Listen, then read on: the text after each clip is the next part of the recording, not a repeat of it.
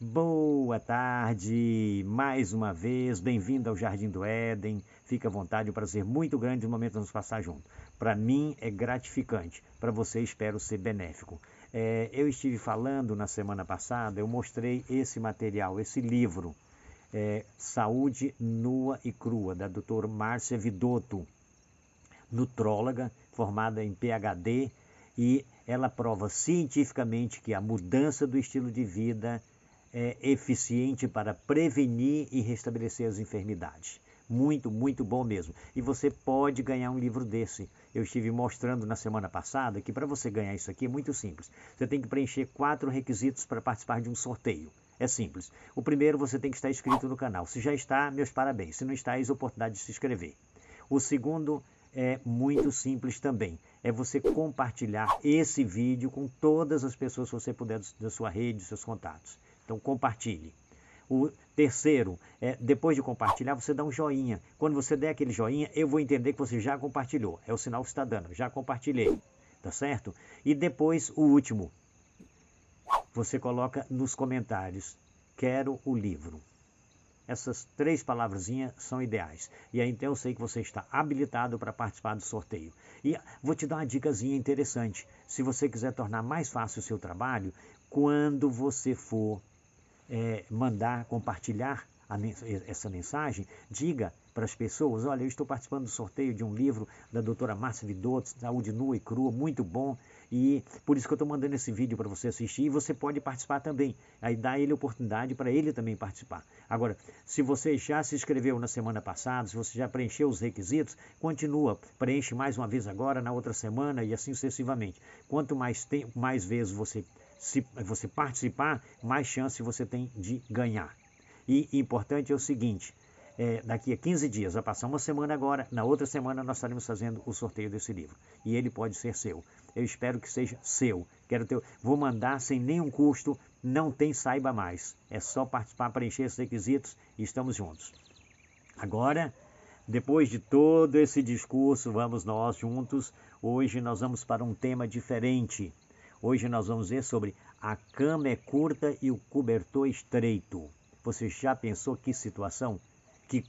Eu não sei se você já se deparou com um quadro desse, de dormir em uma cama curta e depois talvez ainda por pior, ainda com um cobertor estreito para complicar. Agora, de onde vem essa ideia? De onde você tirou isso aí? Bom, vamos dar uma olhadinha? Eu tenho aqui. Eu devo dizer antes de tudo que uma cama curta é desagradável, é desconfortável, é cansativo, a noite fica enfadonha, é terrível. A gente preferia que não tivesse a noite numa situação dessa. Então, só para você ter uma noção. Agora, esse quadro ele é extraído de uma cena que está descrita pelo profeta Isaías no capítulo 28, no verso 20. Vamos dar uma olhadinha? Aqui nós lemos as seguintes palavras: porque a cama será tão curta que ninguém poderá estender-se nela, e o cobertor tão estreito que ninguém se poderá cobrir com ele. Então, agora o que eu achei interessante é que ele descreve essa cena, mas ele mostra que, porque será, tá certo? Então, isso é uma cena para futuro. Então, não é o agora, porque a cama será, vai ser para o futuro. Agora, ele escreveu isso no passado, direcionado a quem? Vamos dar uma olhadinha? Bom, primeiro eu quero fazer um históricozinho rápido, uma síntese, para o povo de Israel, como que estava a cena. O povo de Israel foi dividido entre dois grandes reinos, né? No caso que ficou Judá e Benjamim ficaram com o Israel do Sul. E as outras 10 tribos ficaram com Israel do Norte. Então, se separaram os 2 reinos. Ficaram conhecidos Israel do Sul e Israel do Norte. Pronto, resolvido. Agora, ambos os grupos conheciam, ou era para conhecer o histórico de todo o povo de Israel, durante o longo e grande percurso, desde o tempo do Egito até os dias em que eles estavam vivendo. e para conhecer de perto como que foi as cenas de cada acontecimento no Egito, diante das pragas, como os egípcios sofreram, como eles foram protegidos, como que Deus amparou na trajetória, no passar do Mar Vermelho, depois ao ver os inimigos submergir nas águas, tudo.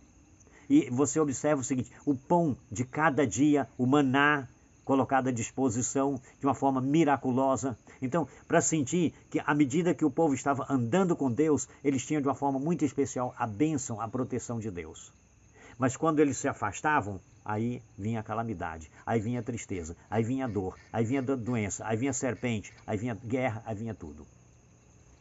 Diante dessa cena, eu devo dizer simplesmente o seguinte, até posso fazer menção de que o rei Ezequias está relatado no livro de, aqui eu tenho, em 2 Reis capítulo 19, verso 35, onde Senaqueribe fez um cerco em Jerusalém. E Ezequias se humilhou e se colocou nas mãos de Deus e tudo foi resolvido numa facilidade. Ele não precisou de sair de dentro dos muros da cidade para guerrear. Venceu. E depois o rei Senaqueribe voltou e morreu em Nínive, assassinado pelos próprios filhos. Então, para você ver como que Deus protegeu, como que Deus amparou em todas as situações. O próprio rei, entendeu? Se a gente for dar uma olhadinha, Acabe, aquele rei perverso, aquele rei idólatra, que situação desagradável, por 2 vezes ele venceu Ben-Hadad, quando ele se humilhou e se colocou nas mãos de Deus. Só para você sentir como que Deus amparava, como Deus protegia. Diante desse quadro, não tinha motivos, não tinha razão para Israel se afastar dos caminhos do Senhor. Agora nós vamos dar uma olhadinha em algumas das causas que têm levado ao fracasso de Israel, o que tem levado à apostasia e à destruição depois. Alguns pontos que nós levamos em consideração. A liderança descomprometida com o Senhor. Esse foi um ponto. Depois entrou a idolatria. A influência dos vizinhos, das nações vizinhas idólatras, exercendo sobre o povo. Era para Israel exercer uma influência benéfica para os vizinhos, os povos vizinhos. Eles cederam, para ver que situação dramática, dolorosa. Fizeram exatamente o oposto do que o planejamento de Deus. E depois de tudo, a prosperidade, a autoconfiança. Diante dessa cena, aí entra o seguinte, aí nós vemos a repreensão para Israel do Norte. Como que foi a repreensão?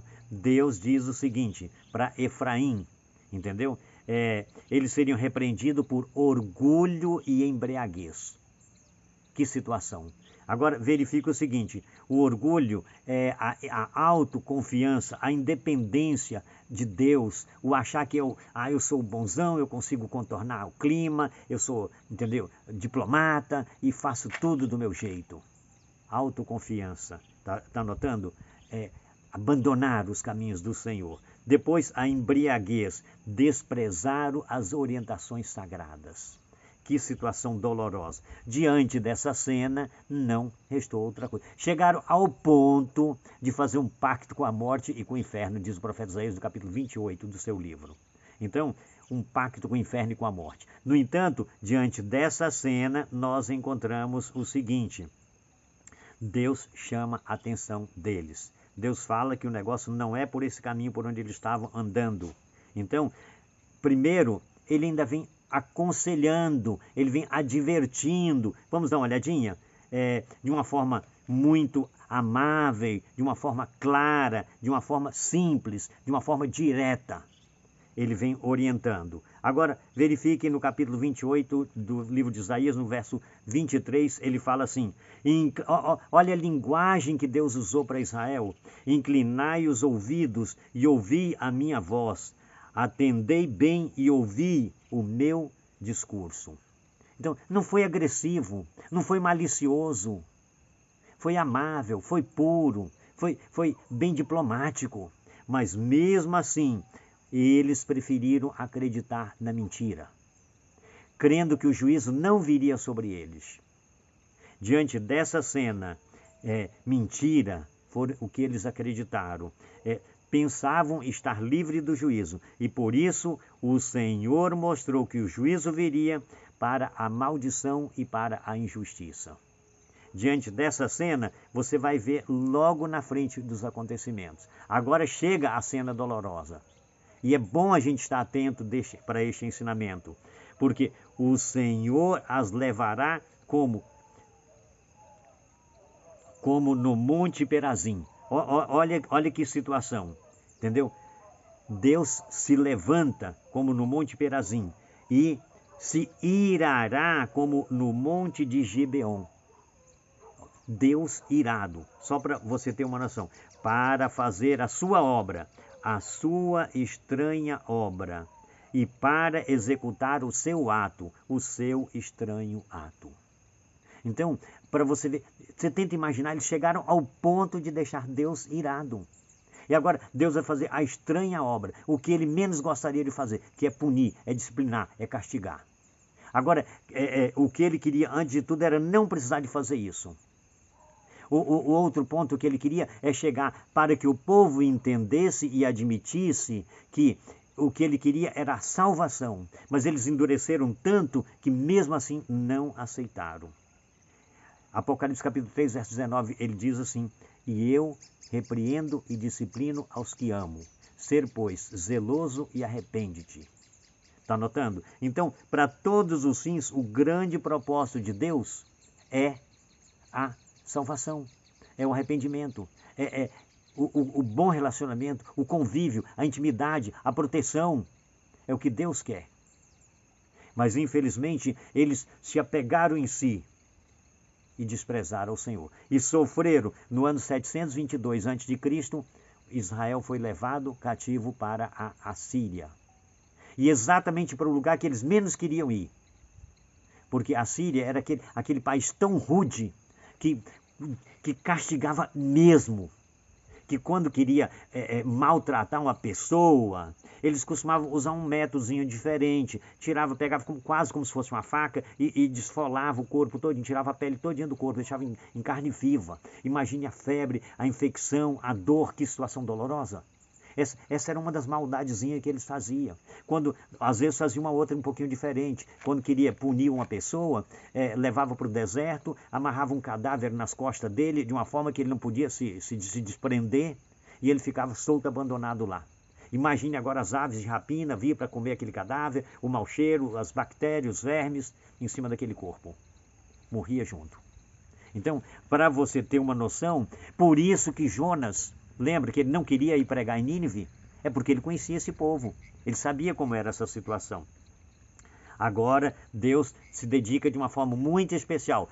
Tentar contornar a situação de Israel do Sul, Judá e Benjamim. Mas eles continuaram endurecendo o coração também para o Senhor. Diante desse quadro, no ano 609 a.C., foram também levados cativos agora para a Babilônia, que também não foi fácil. E depois, no ano 598 a.C., a segunda deportação. Só para você ter uma noção, que quadro doloroso. Agora você vai perguntar assim, e vem cá, e o que isso aí tem que haver para mim?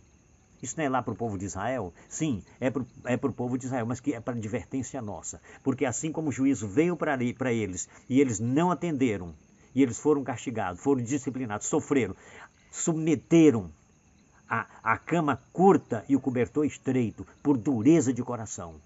Agora eu pergunto, você quer também uma cama curta e um cobertor estreito? Eu não. E por isso que eu entendi que eu tenho que me apegar a Deus, me assegurar dele. Aí você vai falar, existem muitas pessoas que são boas, estão errando. Mas estão errando porque não sabem o caminho certo. O nosso Senhor Jesus Cristo, no Evangelho de São Mateus, capítulo 22, no verso 29, ele diz o seguinte: e Jesus respondendo disse-lhes, errais, não conhecendo as Escrituras e nem o poder de Deus. Tem pessoas que estão errando, não é porque são maldosos, não é porque são ruins, é porque não conhecem. Tem talvez algumas que sejam realmente duras, sejam daquelas que morrem, mas não cedem, que preferem a cama estreita, ou vão deitar na cama estreita sem saber o porquê que estão deitando. Mas também tem aqueles que conhecem e estão desejosos de mudar. mas só que eles sabem que precisam mudar, que precisam melhorar, mas não sabem como melhorar. E aí, pergunta, e aí, o que eu faço? Eu sei de uma coisa, eu entendi uma coisa. Eu mal sei o que eu faço comigo, por mim, com Deus, para poder tentar encontrar aonde eu estou falhando para recuperar a minha vida, para me colocar nas mãos do Senhor. Essa é a minha preocupação, estar nas mãos do Senhor. E aí, então, Ele vai me mostrando aonde são as minhas fraquezas para que eu possa consertar. E eu vou pedindo força, Senhor, me ajuda a vencer isso, me ajuda a vencer aquilo, me ajuda a dominar essa situação. Então, esse é o quadro, essa é a cena, isso é o que eu preciso.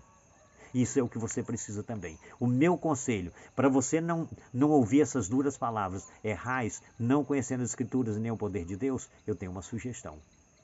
Examine, estude, leia a Bíblia Sagrada. Ela é que é o caminho, ela é que vai lhe mostrar o direcionamento, ela é que vai dar. Você pega lá do início e vai lendo todos os dias um pouco, em espírito de oração. Pede ajuda a Deus, me mostra, Senhor, onde eu posso melhorar e me dê força para melhorar. Diante dessa cena, você vai notar uma coisa interessante. Você vai se moldando, você vai se adaptando, você vai encontrando prazer nas coisas de Deus. E depois, quando Jesus voltar, você vai ouvir palavras diferentes. Ele vai dizer, bem-estar, servo bom e fiel. Sobre o pouco foste fiel, sobre o muito te colocarei, entra no gozo do teu Senhor. Essas são as palavras que eu quero ouvir do nosso Senhor Jesus Cristo. Por isso que eu me dispus a me entregar a Ele. Senhor, me ajude a fazer a Tua vontade, me dê força, me ajude a não retroceder, a não desanimar. Diga assim também no seu coração, Senhor, me ajude, me aceita como Teu filho e dá-me força, dá-me determinação a não perder a oportunidade de me preparar, de viver preparado no dia a dia para esse dia glorioso e breve da Tua vinda. Que Deus te abençoe, até a próxima semana.